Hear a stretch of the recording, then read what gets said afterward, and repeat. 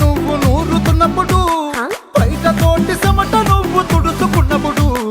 దండాన నీ సొక్కారేస్తున్నప్పుడు నీ ఒంటి వాసన తెగ గుర్తొచ్చినప్పుడు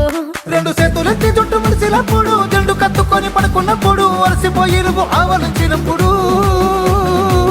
వచ్చుండై ఫీలింగ్స్ వచ్చి వచ్చి చంపేస్తుండై